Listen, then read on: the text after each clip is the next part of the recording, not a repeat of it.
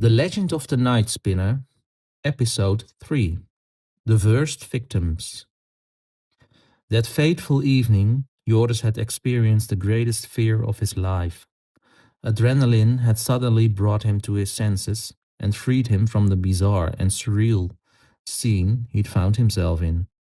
He'd run out of the cottage and wouldn't stop until his lungs burned and he couldn't run any longer. Something had changed on the Veluwe since that evening in the studio. Mist now crept more easily over the paths, hissing between the trees, as if the forest itself were warning. Some secrets prefer to remain in the dark.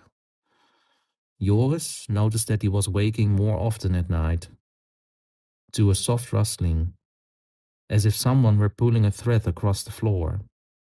He tried to ignore it, but deep down he knew he'd awakened something that should have stayed asleep.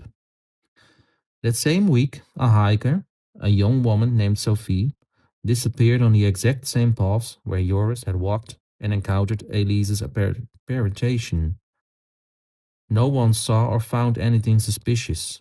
Only a scarf was found on the forest path, half knit, with half unraveled stitches, pulling long strands of wool across the path among the pine needles and sand. When the police found it, they felt an uneasy feeling. The air seemed heavy, almost electric, and fog crept unnoticed between the pine trees along the path. The officers took the evidence, but refused to remain on the path a moment longer for further investigation. Joris felt a chill when he heard the news. His fingers trembled as he picked up the newspaper. He knew he was responsible, not directly, but through curiosity he had unraveled the thread of the past. He felt as if he had unlocked an invisible evil that was now reaching out for new victims.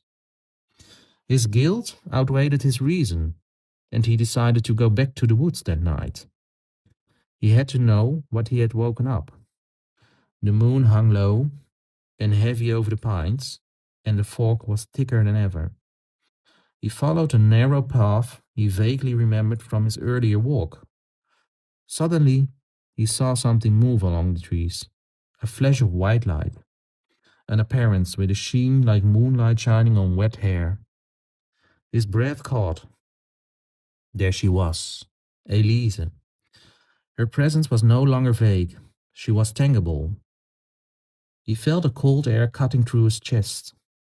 Her hands moved in a rhythmic pattern as if she were once again spinning a thread from the silvery thick fog. And then he felt it. A thread slid down the back of his pant leg, over his ankle, tight and cold. He looked down and watched the thread coil around his leg, a living entity slowly wrapping itself around him in a suffocating chokehold. "Do you want me to spin for you?" she whispered, clearly, audible this time, right next to his ear. He tried to break free, but it was as if his feet were glued to the earth. His heart pounded in his throat as he tried to make sense of what he was seeing. The thread wasn't ordinary thread. It seemed intelligent, reacting to his movements, discouraging any attempt to escape. In a flash, he remembered a story from the village. Before investigating her house that evening, he decided to search the city archives at the town hall that afternoon, looking for coincidences or more background information about the woman in question or the house he would visit later on. He had found several articles about other people who had disappeared, leaving behind scarves and sweaters with patterns that could not have been humanly crafted. The victims had never been found. He understood now that Elise's ghost had been active for a long time, and that she chose her victims the way she chose her stitches, carefully, methodically, and with an obsession with perfection. He wanted to scream, but the fog swallowed his voice. The thread slid higher along his legs, across his torso, slowly, patiently. He felt a paralyzing fear. The world seemed to spin and yet stand still. And then the unexpected happened. The thread coiled upward like a supple snake, forming a circle around him.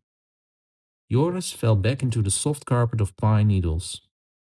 His eyes were wide as he saw the shape of her face emerge from the mist, a portrait of bitterness, but also of a sorrow so deep it seemed almost human.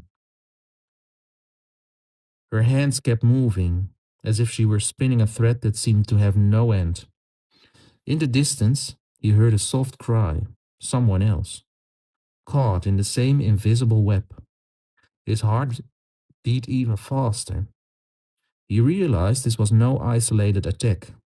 The Veluwe had become her studio, place where the boundaries between life and death blurred, and anyone curious or accidentally found themselves at the wrong time and place became a stitch in her pattern. Joris tried to break free, but the thread now felt like iron braid. It was as if Elise had fashioned a life-sized, solid knit of stockinette stitch from the misty threads, like a scarf of life and death. He felt panic, but also a strange fascination. It was almost impossible to look away from her hands and the written threads. The facade of knitted stitches seemed to encircle and swallow him evermore. And then, as if the world stood still for a moment, he heard the whisper of another voice, soft but clear. My work is not finished, and you are a part of it. The Veluwe itself seemed to watch in silence, a veil of mist covering everything. He felt he had no choice. He had to stay. He had to try to understand how to escape, or he himself would disappear, like the others. Somewhere in the distance, behind a curtain of mist, lay a half-knitted scarf. The frayed stitches were slowly forming a name that sounded familiar to Joris. This story continues in the next episode. Will you still keep listening?